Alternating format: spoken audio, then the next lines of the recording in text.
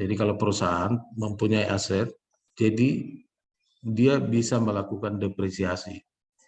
Depresiasi itu adalah penyusutan. Penyusutan terhadap nilai asetnya.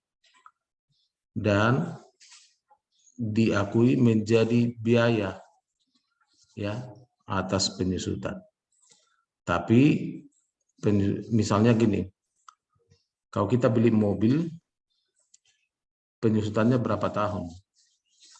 Kalau biasanya kan 4 atau 5 kan, 5 tahun. Setelah 5 tahun dianggap bahwa nilai mobil itu sudah habis, ya. Jadi disebut dengan penyusutan. Jadi kalau dia setelah 3 tahun, sementara masa penyusutannya 5 tahun, berarti masih ada sisa atau sisa nilai buku namanya. Jadi total yang disusutkan, total nilai mobil, harga mobil dikurang penyusutannya, dan sisanya itu disebut nilai buku, ya. Nah, di perpajakan sendiri penyusutan itu diakui menjadi biaya dan disebut dengan beban penyusutan, mempengaruhi laba rugi, laba bersih, karena akan dianggap sebagai beban biaya atau pengeluaran dalam format laporan keuangan. Jadi penyusutan yang timbul setiap periode itu diakui menjadi beban. Nah, jadi ini kalau di PPh Badan itu diakui menjadi beban. Jadi beban penyusutan itu akan mempengaruhi laba bersih.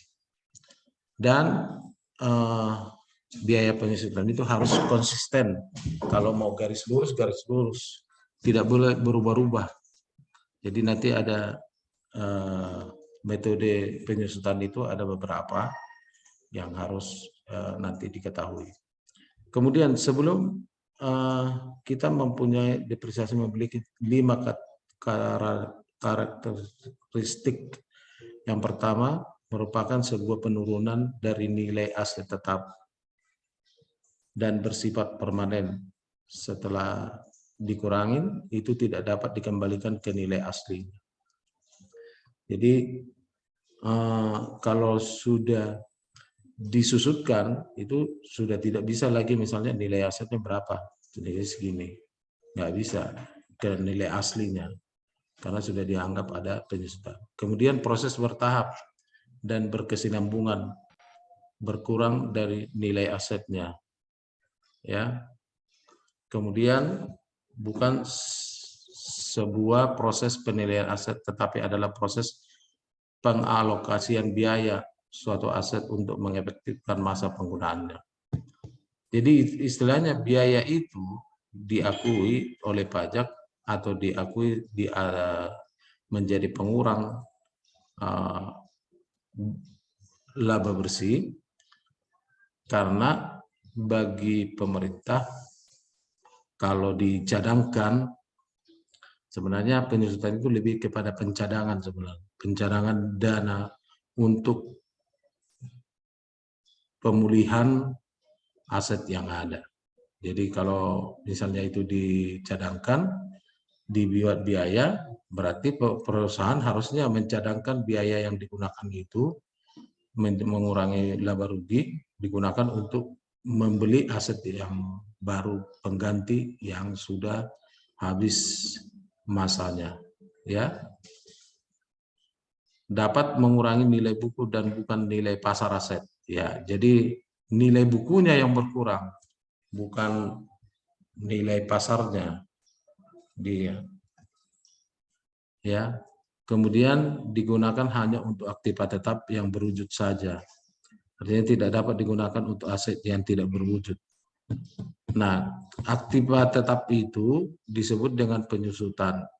Tapi kalau kita punya aset yang tidak berwujud disebut dengan melakukan amortisasi, ya, untuk perbedaannya. Jadi kalau aktiva tetap itu ada wujud barangnya, ada barang yang bisa dilihat. Tapi kalau aktiva tidak berwujud itu adalah nilai yang tidak bisa dilihat, tapi ada harganya, ada nilainya. Contohnya saham dibeli ada nilainya. Tapi bukan yang menjadi aktiva adalah misalnya royalti atau misalnya software kita ada software kan, software yang digunakan bisa diperjualbelikan, bisa juga, tapi nanti ada masanya, bisa diamortisasi supaya ada pemulihan. Misalnya software accounting bisa juga dianggap aset tidak berwujud, tapi ada nilainya, ada harganya, itu yang disebut dengan amortisasi. Oke, jadi cara menghitungnya coba kita lihat dulu. Yang pertama, metode penyusutan aktiva tetap. Yang pertama, metode garis lurus. Metode penyusutan aktiva tetap yang pertama adalah metode penyusutan garis lurus, straight line method.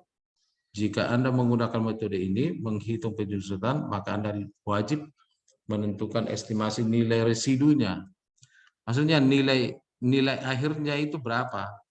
Ada nilai residunya, ya. Jadi kalau kita beli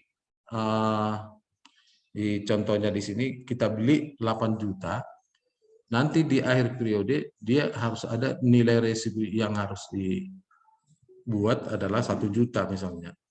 Maka 8 juta dikurang 1 juta baru dibagi berapa tahun. Kalau misalnya itu beli mesin produksi, maka dibagi 5 tahun. Nah, jadi penyusutan tiap tahun itu adalah 1.400.000. Ya, nanti seperti itu. Nah, kemudian penyusutan saldo menurun. Metode penyusutan aktiva tetap yang kedua adalah penyusutan saldo menurun ganda, ya. Jadi rumusnya biaya penyusutan sama dengan biaya perolehan aset dikali persentase depresiasi ganda. Nah, ada contohnya di kita punya materi yang saya sudah kirimkan. Nah, ini ada contohnya cara perhitungannya. Coba dilihat, persentase per tahun sama dengan 1/5. Ikutin contohnya yang di atas itu, menggunakan data di atas yang pertama tadi ya, 8 juta tadi ya. 1/5 per tahun dikali 100% sama dengan 20%. Jadi depresiasi bergandanya adalah 2 kali 20% sama dengan 40%. Maka kalau dilihat dari sini, hitungannya ada di sini nih. 8 juta dikali 40%, penyusutannya 3.200.000 total penyusutannya. Kemudian yang 3.200.000 itu 8 juta dikurang 3.200.000 menjadi 4.800.000 ya. Nah, dikali 40%. Jadi itu semua nanti 40% nanti sampai pada akhirnya. Ya, terakhirnya langsung dihabiskan di akhir tahunnya, di tahun kelima. Seperti itu. Kemudian yang ketiga, penyusutan saldo menurun. Metode ini sering tidak disesuaikan ekspektasi. Oleh karena itu, sebagai pertimbangan kedua, ada 2 biaya menggunakan metode penyusutan saldo menurun dengan rumus biaya penyusutan di biaya perolehan kali persentase tunggal. Nah, kita ada di bawah. Kalau depresiasinya 1/5 kali 100% sama dengan 20%. Nah, contohnya ada di sini. Jadi nanti angka 20% itu yang menjadi dasar penyusutannya setiap bulan selama 5 tahun. Jadi itu sama nanti disebutnya itu dengan 1/5 itu atau total asetnya dibagi 5 tahun. Jadi berapa itu? 20%. Ya udah, nanti tiap tahun dia pakai 20%. Nah, di sini juga yang keempat adalah penyusunan jumlah angka tahun. Nah, ini ada caranya. Kemudian yang kelima adalah penyusunan satuan hasil produksi. Ya, disebutkan di sana contohnya. Dan cara perhitungannya kita sudah sampaikan. Buat di situ nanti. Nah, tapi yang biasa digunakan di perpajakan itu adalah straight line method atau penyusutan garis lurus. Ini yang biasa dipakai oleh pajak dan umum dipakai seperti ini. Jadi total setelah pakai nilai residunya ada, maka dibagi 5, itulah jadi penyusutan akhir tahun. Jadi setiap tahunnya itu nanti disusukan 1.400.000. Ya, oke. Ini mengenai penyusutan. Jadi nanti hasil penyusutan ini bisa digunakan untuk menjadi biaya untuk mengurangi laba bersih. Jadi kalau kita punya pendapatan misalnya 100 juta, terus ada biaya gaji, biaya transportasi, ada biaya biaya ATK dan lain-lain, maka nanti ditambahkan juga biaya penyusutannya. Jadi dibuat perhitungannya setiap tahun. Nah, berdasarkan pajak, ya. Jadi ini kita bukan bicara mengenai penilaian aktivitas tetap, tapi ini berbicara kepada penyusutan. Ya, untuk menghitung penyusutan masa manfaatnya, di sini ada tarifnya, tarif secara fiskal. Jadi di perusahaan itu ada 2 metode secara komersil dan secara fiskal. Kalau komersil itu misalnya perusahaan ya kalau kita mau buat 2% penyusutan boleh juga. Itu kan secara komersil. Tapi secara pajak ditentukan atau ditetapkan seperti yang di tabel yang saya sampaikan ini. Tarifnya kalau kelompok 1 masa manfaatnya itu misalnya 4 tahun. Nah, nanti tugasnya adalah kelompok 1 itu terdiri dari apa aja. Nah, kalau di perusahaan-perusahaan tertentu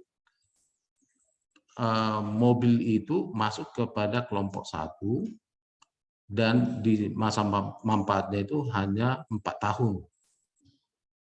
Nah, kalau ATK atau kalau dia furniture atau AC seperti itu kan, AC, meja, itu berapa tahun? Biasanya dia masuk ke kelompok 1 untuk perusahaan-perusahaan tertentu. Tapi untuk perusahaan yang ini, pengelompokannya itu berbeda. Nah, kemudian kelompok 2. Kelompok 2 apa? Terdiri dari apa aja jenis hartanya, kelompok 3 dan kelompok 4. Nah, di situ masa manfaatnya beda. Kalau kelompok 1 itu 4 tahun, kelompok 2 8 tahun, kelompok 3 16 tahun, kelompok 4 20 tahun. Nah, kemudian harta berwujud berupa bangunan tidak permanen dia 10 tahun, kalau permanen dia 20 tahun. Jadi nanti tarifnya ada di situ. Kalau 4 tahun itu berarti dia 25%. Jadi nanti kalau kelompoknya, kalau kita menggunakan garis lurus, berarti dengan kata lain, kalau harga mobilnya 200 juta dibagi 4 tahun dibagi 4 langsung. Jadi sama dengan berapa itu? Kalau itu 50 juta berarti per tahun. Kalau harga mobilnya 200 juta. Tapi kalau dia saldo menurun, dia langsung 50%, misalnya 200 juta, berarti dia kali 50%. Berarti penjutannya langsung 100 juta. Nah, kemudian untuk berikutnya kali 50% lagi. Nanti berarti 50 juta lagi tahun berikutnya. Nah, kemudian sisanya kan masih ada 50 juta kali 50% lagi. Nah, begitu sampai habis dengan masa manfaat 4 tahun. Jadi ukurannya seperti itu. Kemudian kelompok 2 seperti ya sudah disebutkan di sini. Ini berdasarkan ketentuan di perpajakan. Nah, tugasnya nanti adalah kelompok 1 itu terdiri dari apa aja, jenis asetnya, jenis hartanya apa aja. Kelompok 2 jenis asetnya apa aja.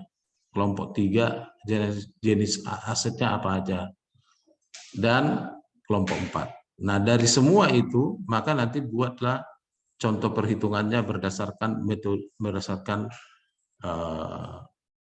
tarif yang ada di materi kita. Ini kalau misalnya kelompok 1 nanti dicari hartanya, jenis hartanya apa aja. Kelompok 2 jenis hartanya apa. Kalau dibuatlah dari salah satu aset yang kamu temukan itu, kalikan dia, buat perhitungannya dengan tarif, metode garis lurus, dan metode saldo menurun. Ya, itu nanti untuk tugasnya. Oke. Nah, amortisasi yang berdasarkan yang tadi saya sebutkan itu, amortisasi itu adalah atas harta tak berwujud. Nah, ini ada juga kelompoknya. Kelompok 1, kelompok 2, kelompok 3, kelompok 4. Sampai itu kan. Nah, itu di ini. Tapi tugas utamanya adalah yang pertama tadi. Nanti saya sampaikan di ini. Oke. Jadi di amortisasi itu sebenarnya kalau ada biaya software itu biasanya diamortisasi menjadi berapa tahun? Bisa 20 tahun. Karena kalau dia misalnya nilai aset tak berwujudnya itu bisa besar gitu loh, bisa puluhan miliar gitu loh. Sementara kalau dia tidak menyeimbang dengan hitungan laba bersihnya, maka akan sangat berpengaruh. Ya, jadi oleh karena itu maka di amortisasi ini ditentukan kalau nilai amortisasinya atau nilai aset tak berwujud itu misalnya 1 miliar, lalu dia masuk kelompok yang pertama, maka dia harus ini kan 4 tahun. Berarti kan kalau 1 miliar berarti dia harus susukan itu sekitar 250 juta setiap tahun. Berdasarkan garis lurus. Dan ini tidak pengeluaran itu atau biaya amortisasi itu harus sesuai dengan standar atau undang-undang yang berlaku di di pajak. Itu nanti boleh dilihat di undang-undang pajak penghasilan nomor 36 tahun 2008 pasal 11. Nanti di sana coba dicek juga. Terus PMK nomor 11 tahun 2020. Nanti mengenai penyusutan boleh diambil di sana ya. Oke. Terkait dengan itu ada pertanyaan kira-kira? Mengenai penyusutan? Ada pertanyaan? Halo. Dari saya cukup, Pak. Cukup ya. Oke. Tolong nanti yang hasil UTS kemarin itu masih ada saya lihat yang tidak mandiri, masih tetap ada yang sama ininya. Sama hasil jawabannya. Masih ada copy paste padahal sudah diberikan kesempatan itunya kan. Istilahnya kalau dikerjakan di rumah, dicari di Google pun sebenarnya harus bisa. Tapi masih ada saya lihat yang masih copy paste. Saya nggak mau lagi nanti di UAS itu ada copy paste ya. Kalau kerjakan sendiri. Kalau mau apapun bertanya kepada temannya, ya janganlah jadi copy paste ya. Oke, itu aja mungkin yang bisa tugasnya tadi saya jelaskan kembali yang terkait dengan fiskal ya. Nah, ini fiskal, ini kelihatan ya. Nah, berdasarkan ini tolong dicari kelompok 1 jenis hartanya apa, kelompok 2 jenis hartanya apa, dan dibuat perhitungan secara metode garis lurus dan metode saldo menurun. Ya, oke. Kalau tidak ada pertanyaan, sampai sini kelas kita. Mudah-mudahan nanti kita bisa ketemu minggu depan. Oke, kalau tidak ada, mari kita tutup. Mari kita berdoa menurut agama dan kepercayaan kita masing-masing. Doa dimulai.